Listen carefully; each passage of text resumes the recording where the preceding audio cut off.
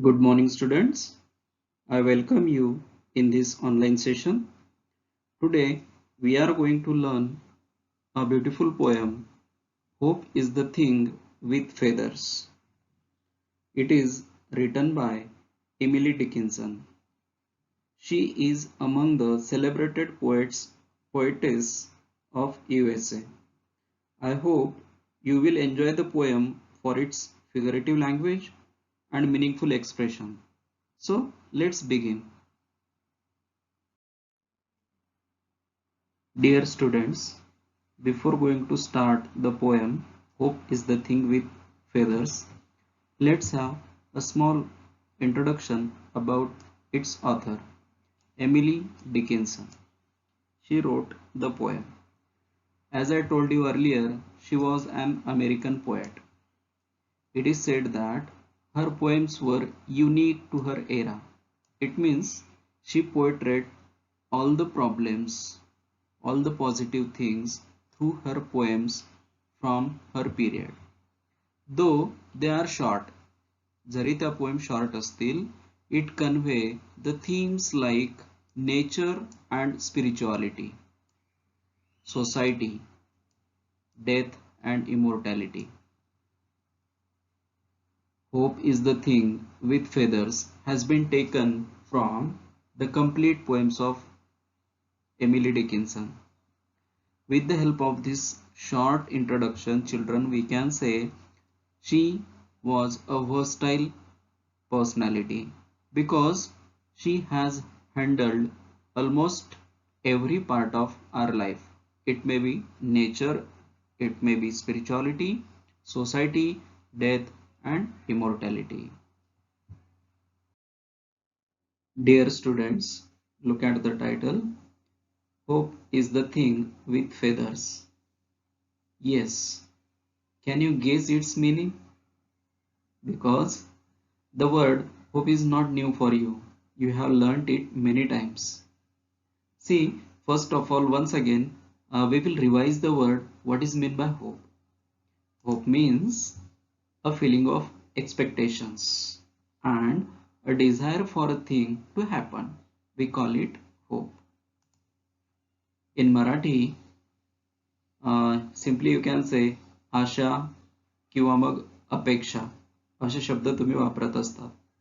Even though desire, wish and expect can be used as a similar word for hope.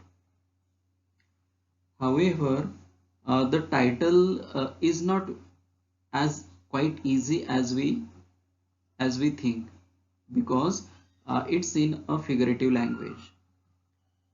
From reading second line, we come to know about the word hope. Here it refers to a bird. Now I can say the title is quite clear to you. Therefore, first of all, let's read the poem along with me. Hope is the thing with feathers that perches in the soul and sings the tune without the words and never stops at all. And sweetest in the gale is heard, and sore must be the storm that would abash the little bird that kept so many warm. I have heard it in the chillest land and on the strangest sea. Yet, never in extremity, it asked a crumb of me. Children, this is a very small poem. Simply, you can say there are three stanzas, and each stanza consists of four lines. It's very simple poem. As we try to find out its meaning. After reading the poem, we will analyze the poem. Therefore, children, look at the first stanza. We will go through it once again. Hope is the thing with feathers that perches in the soul and sings the tune without the words and never stops at all. The poetess Emily Dickinson says that hope, see the first word written in inverted comma, hope is the thing. According to her, hope is a thing and it has feathers. The poet says that there is a beautiful bird, hope, and it has feathers. In second line, she says that the bird hope perches in the soul. The bird hope perches in the soul. Here it is necessary to understand the meaning of perches. Perches means an object where the bird takes rest. Here you can see in this picture, you can observe the branch where the bird sits and maybe it is taking rest. It's called perches, and here you can imagine about its situation. The bird is already seated. According to the poet, this bird perches or takes rest in the poetess soul. Later she adds, the bird sings. तो जो पक्षी आहे, it sings the tune. However, the bird lacks the words. त्याच्याकडे शब्द नाहीयेत. But the poet enjoy it a lot. And later she adds that the bird never stops singing. It continuously sings at all. Here the word at all denotes that the bird continue its singing throughout the year. Here first stanza we can say is over. From first stanza you learned that the poetess says that there is a bird called hope. It has feathers. The bird hope perches in the soul of the poet and sings the tune. The bird sings the tune without the words. It doesn't have any word, but still it continues singing with the help of its tune and never stops at all. The bird continues its singing throughout the year. I hope you understood the first stanza. Let's continue the second stanza. And sweetest in the gale is heard, and sore must be the storm that could abash the little bird that kept so many warm.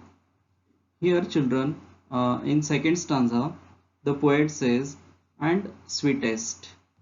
See the word sweetest.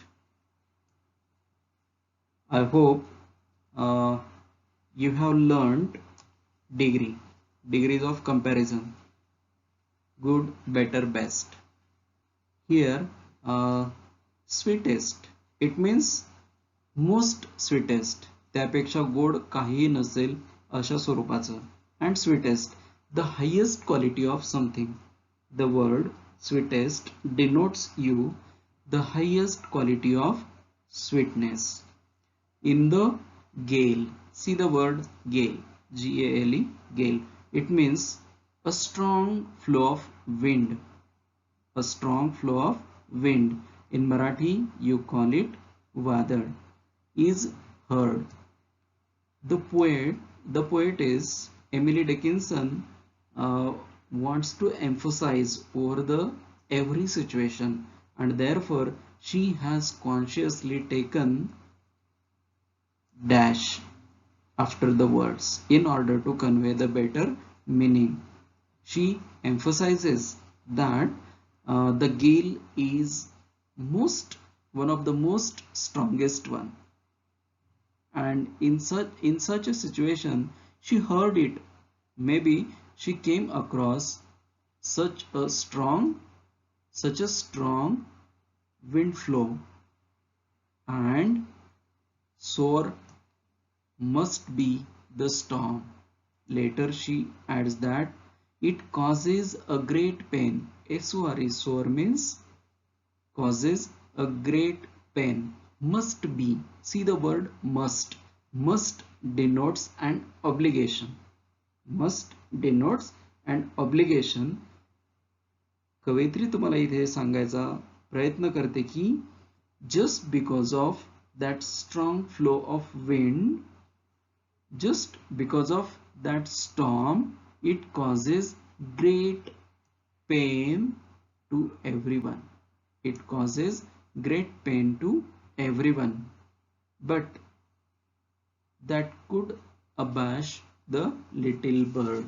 See, in third stanza there is a word called abash. It means make uneasy or make it keep quiet.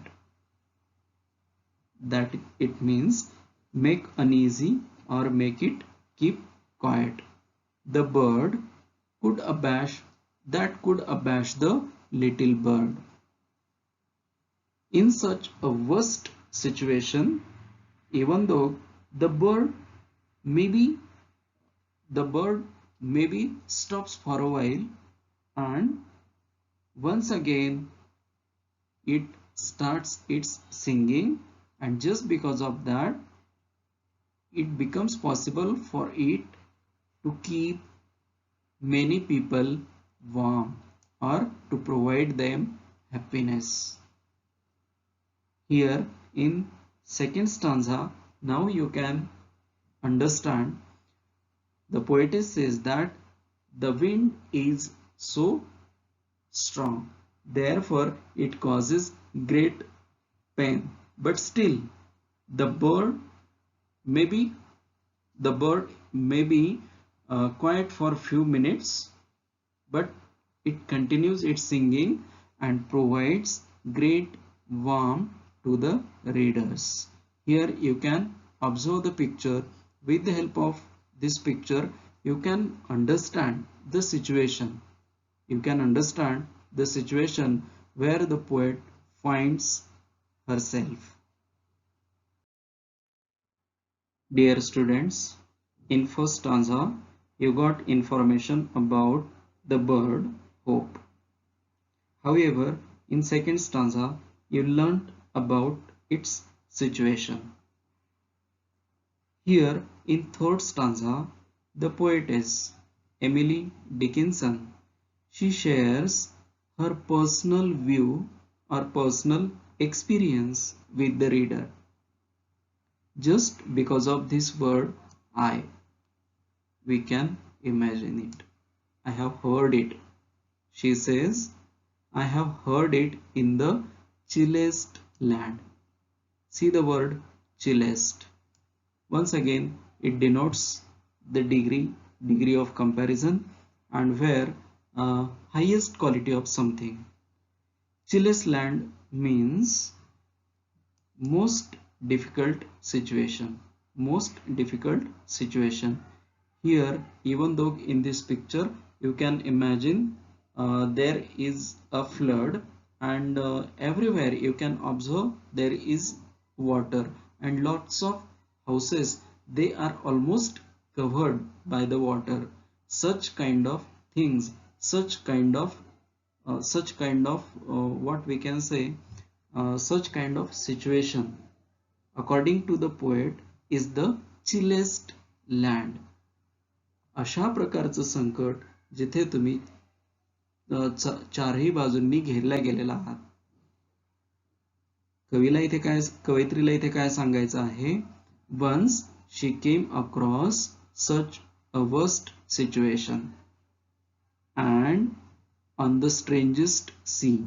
According to the poetess, it was the strangest, it was the strange situation. Strange म्हणजे विचित्र, अशा स्वरूपाची ती एक situation होती. And see the word sea. Here she denotes that there were lots of problem in her life, and simply we can say Her problems were as big as sea. एवढे मोठे problems त्यांच्या पुढे होते. 8 तरी सुद्धा never कधीच नाही इन एक्स्ट्रीमिटी अशा प्रकारच्या संकटामध्ये सुद्धा the bird never asked a crumb. The bird never asked a crumb. Crumb means a piece of something. A piece of something. Especially, maybe you can say a piece of cake. And then the word of me.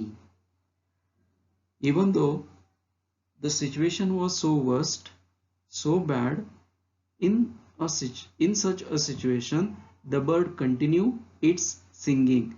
And even though it never asked anything, so same like that, we should keep moving in the life. This is the meaning of the third stanza. Let's learn figures of speech. Personification. Look, let's have a look over its definition. When inanimate objects, abstract ideas, emotions are referred as living things, there occurs a figure of speech called personification. See the example. Hope is the thing with feathers that perches in the soul and sings the tune without the words and never stops at all. See, first of all, concentrate over the word hope. It is an abstract idea. It is an abstract idea. In second line, you have the word purchase, means taking rest. In third line, you have the word sings, म्हणजे गाणे गाणे. Purchase and sings both are human beings qualities and that are attributed with the bird hope. Therefore, here occurs a figure of speech called personification. In second example, the moon smiled at the stars in the sky. The moon cannot smile, but still the poet imagines and writes, the moon smiled at the stars in the sky. Here, the poet has given human beings quality, that is smiling. To whom? To the moon. Therefore, here once again occurs a figure of speech called personification. In third example, you can simply find out human quality, that is begging. That is begging, attributed with the word my flowers. Actually, flowers cannot beg, but still the poet imagines and writes, my flowers were begging for water. So here occurs a figure of speech called personification. I hope now it is clear to you. Try to read such more examples so that it will be easy for you to understand the figures of speech. Let's learn rhyme scheme of the poem. Dear students, in previous lecture I talked about rhyme scheme, how one can find it out. In order to find out rhyme scheme of the poem, you need to find out rhyming pairs or rhyming words so that it becomes easy for you to get rhyme scheme of the poem. Here, see the word feathers. Does it have rhyme with the word soul? No. So here I will write A, and it doesn't have any rhyme with the word soul. Therefore, I will write here B. Now you can once again look at the first word feathers. Feathers words. It can be a rhyme. So here once again I will write A. In fourth line, all has rhyme with the word that is soul. Soul, all. Therefore, I will write here B. It is very simple.